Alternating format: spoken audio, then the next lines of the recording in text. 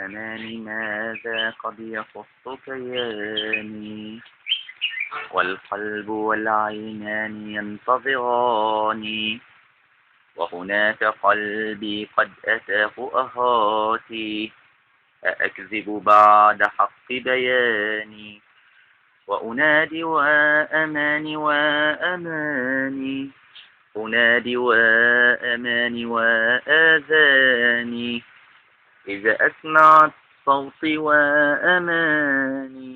أكون أنا والجواب في المكان، أقول ولا مثيل لغير حبي، فحبي شمس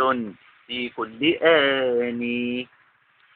أجيبي كي أراك يا حياتي، أراك ولا أراك فما أتاني، سلام وسلام وكمالي، أحب البدر ليلة اللمعان، وأحس أن العرس لما أتاني، فتكون وطاءها على القلبان، يأتيني نبأ العرس نار تحترق، وإذا رأيت الكم منه أهاني، وإذا سمعت من الناس كلامهم أنهار حركا كأنني بركاني، وأصب ناري على الماء فتحترق، وإذا رأيت الكم منها أهاني، وإذا سمعت من الناس كلامهم أنهار حرقا كأنني بركاني، وأصب نارا على الماء فتحترق،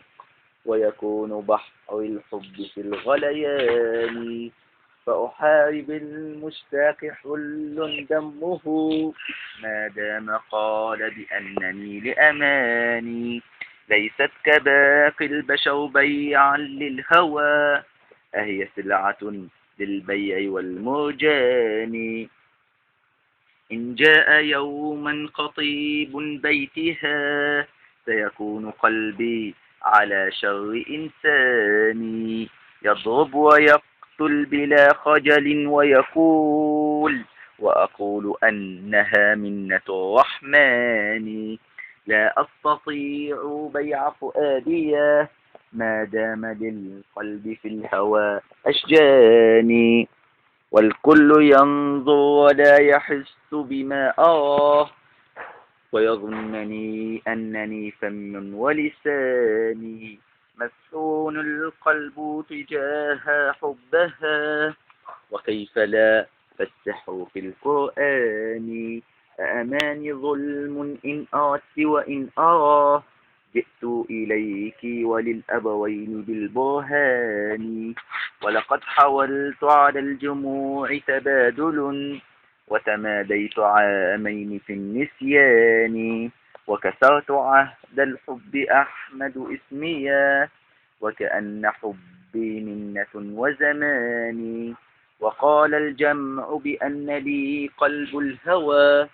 قد مسه في الهوى شيطاني، وحسبت أن الأمر قد ينتابني، فجرى ما كان ليس في الحسبان. هذه القصيدة من تأليف أحمد إبراهيم أحمد مكاوي، شاعر وأديب.